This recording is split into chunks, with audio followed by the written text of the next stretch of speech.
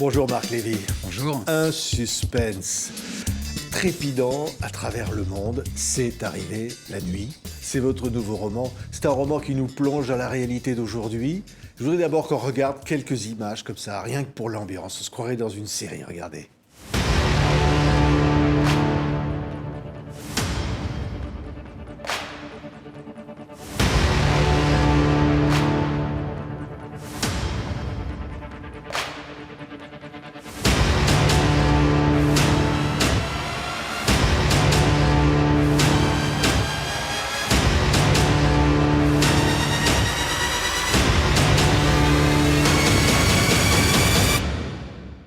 Alors là, on est complètement dans l'ambiance. Marc Lévy, c'est quoi, c'est Mission Impossible?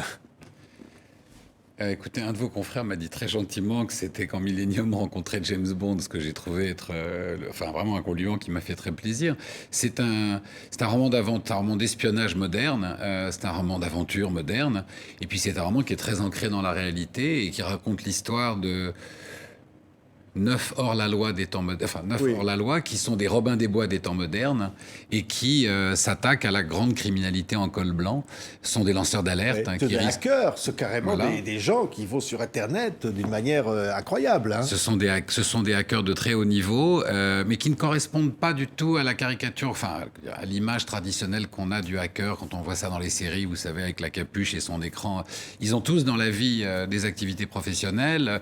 Ekaterina est enseignante de sociologie à l'université d'Oslo. Matteo dirige une start-up en Italie. Cordelia travaille dans une société de sécurité informatique. Diego a un restaurant à Madrid. Ils ont la trentaine à peu près. Enfin, je ne veux pas tout dire sur ces personnages.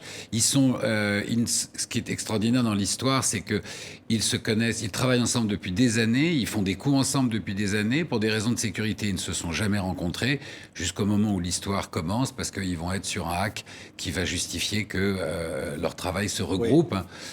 Oui, mais ils se heurtent j'allais dire, à l'empire du mal, d'une certaine façon. Et c'est un combat presque inégal qu'ils affrontent. Oui, mais pour moi, ce sont des... Alors, d'abord, ce sont des résistants des temps modernes. Quand je parle de la criminalité en col blanc, ce sont pas des personnalités qui s'attaquent à ceux qui abusent de leur pouvoir je dirais outrageusement de leur pouvoir. Et d'ailleurs, ce qui m'a passionné, c'est que j'ai vraiment mené une enquête en écrivant ce roman. Ça a été 3 ans d'enquête. Ça a duré des années. Vous avez rencontré, je crois, 8 hackers. Un peu plus même, oui. Oui. Oui, je suis allé à leur rencontre, ça n'a pas été facile. Il a fallu que je m'interrompe dans mon travail, le temps de gagner la confiance de certains et de pouvoir avoir accès. Mais beaucoup plus intéressant, je dirais, que la façon dont j'ai réussi à les rencontrer, c'est ce qu'ils m'ont raconté et c'est ce que j'ai pu découvrir de leur travail et la façon dont leur travail, je dirais, est venu conforter mes enquêtes et renforcer ce que j'avais envie de raconter dans ce roman. Oui. Et en fait, leur aventure, c'est une aventure qui va...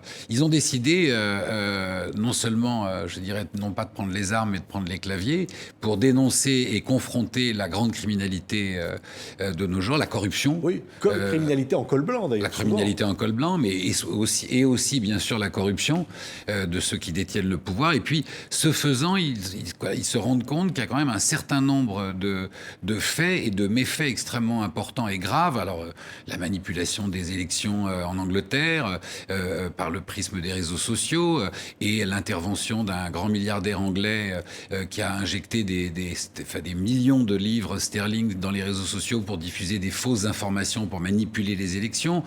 L'intervention d'anciens militaires reconvertis dans la manipulation des gens, la grande industrie pharmaceutique, en fait, etc. Donc, il y a les pièces d'un puzzle qui se mettent en place et au fil du récit, on commence à comprendre que toutes ces pièces du puzzle vont former quelque chose de beaucoup plus important qui les dépasse eux-mêmes et qui va les entraîner dans cette aventure qui va se dérouler. C'est arrivé la nuit, ils sont 9. Et c'est presque le début, j'allais presque dire, d'une série où vous voulez nous entraîner, Marc Lévy.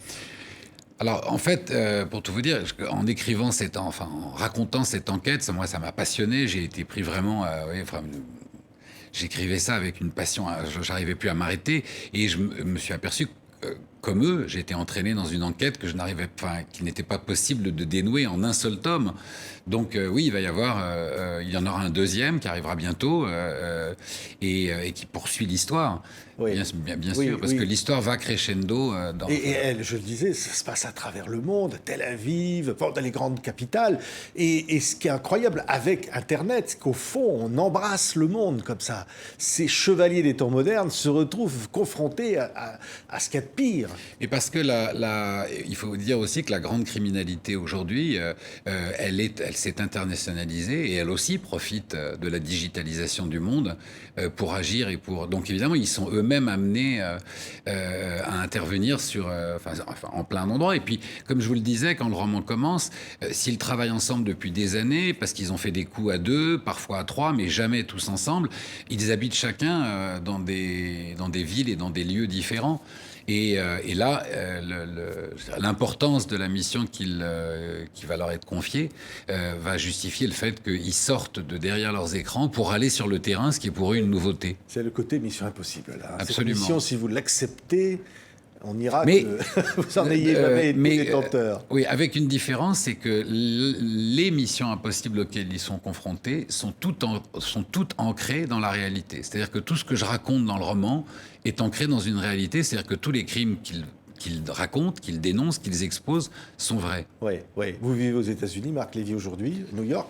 Vous avez l'impression parfois qu'au fond, même dans l'imagination, on n'atteindra jamais la réalité de ce qu'est ce monde. Ce qui est clair, c'est que ce que l'on vient de vivre aux États-Unis depuis 4 ans dépasse tout ce qu'un auteur de fiction aurait pu imaginer. C'est la déconstruction.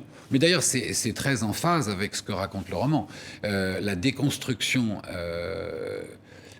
de la démocratie américaine en 4 ans est absolument incroyable. Qui aurait pu imaginer il y a 4 ans que l'Amérique soit au bord de devenir, de passer sous la coupe d'un régime autocratique? Oui. Vous craignez carrément un coup d'État? Vous craignez que c'est pas moi qui le crains. Je veux dire, Trump puisse faire un coup d'État? C'est pas moi qui le crains. La presse américaine en parle. Le positionnement du ministre de la Justice, qui a complètement aujourd'hui asservi le département de la Justice qui est devenu le département de la Justice du président et non plus du peuple. La façon dont il délégitimise les élections. Et puis, quand un président d'un pays démocratique dit publiquement à la télévision je ne garantis pas que je m'en irai pacifiquement si je perds les élections, et qu'il a surenchéri en disant le meilleur moyen d'assurer une transition pacifique, c'est de ne pas tenir compte des bulletins de vote. Oui. De cette façon-là, il n'y aura pas de transition puisque je resterai au pouvoir. On n'est plus du tout dans les propos d'un régime démocratique. Oui, il dit que la transition pourrait prendre des mois. Oui, parce que c'est alors ça peut ennuyer vos auditeurs, mais c'est un calcul politique. C'est-à-dire que Mitch McConnell, qui est au Sénat et qui est probablement un des personnages les plus malfaisants de l'Amérique d'aujourd'hui, a réussi à placer 300 juges ultra-conservateurs dans les différentes cours suprêmes des États. Et vous savez qu'aux États-Unis, on vote par un système de grands électeurs. Et s'il y a un doute sur la légitimité d'un scrutin, c'est à ces cours suprêmes de décider de qui a gagné. Oui. Donc, la technique du coup d'État est très simple. Vous voyez ce que je veux dire? Je délégitimise l'élection, je fais croire à toute l'opinion publique que le vote est truqué avant même qu'il ait eu lieu. Et puis, juste après le vote, je maintiens le statu quo pendant des mois et je fais trancher par mes hommes pour qu'ils décident que c'est moi qui ai été élu. Oui. C'est ce qu'on a vu. On a vu ce processus d'installation d'une autocratie dans un certain nombre d'autres pays. Oui. Il y a 20 ans, vous aviez écrit, et si c'était vrai, qu'au fond, 20 années comme ça de partage, d'amour avec le lecteur finalement, quelque part. 50 millions de livres vendus, je crois. C'est un lien absolument incroyable finalement, qui continue là avec C'est arrivé la nuit. Oui, c'est 20 ans de bonheur, c'est 20 ans de travail aussi, beaucoup, pour mériter cette chance qui m'a été donnée et qui m'est donnée chaque année par les lecteurs. C'est jamais acquis et je me suis remis en cause à chaque livre, j'ai changé de genre. Ce livre, c'est probablement celui qui m'a le plus entraîné, le plus passionné, qui m'a demandé un travail d'investigation absolument fou. J'y ai passé des mois et des nuits, mais je En fait, je vais vous dire, je suis très très heureux d'appartenir à cette bande, d'avoir réussi à rentrer dans cette bande et de raconter leur histoire et de raconter ce que eux ont découvert. Oui, oui. Partager ça aujourd'hui avec les lecteurs qui me font confiance ou avec les lecteurs qui me découvriront, leur raconter ce qui est en train de se passer, je dirais, c'est aussi le propos d'un écrivain qui est de partager des questionnements et puis de partager des histoires. Et puis c'est une autre façon d'écrire, très cinématographique, avec j'allais dire, voilà, des flashbacks, des avancées avec des personnages qui se trouvent dans différents lieux, qui dialoguent comme ça. C'est finalement une autre écriture. C'est celle de... Oui. C'était une écriture qui était un tout petit peu plus complexe parce que dans la majorité des romans, l'histoire est portée par 1, 2 personnages. Là, ils sont 9. Chacun a leur histoire, les histoires se rejoignent et donc il y avait un vrai travail d'écriture pour que chaque personnage ait vraiment son identité, son caractère, sa voix, que le lecteur s'attache à chacun d'entre eux et je suis d'ailleurs vraiment, je suis fou de bonheur parce que je reçois les premiers commentaires de lecture et les lecteurs me parlent déjà de tel personnage en me disant Ekaterina, mais qu'est-ce qui va lui arriver, etc.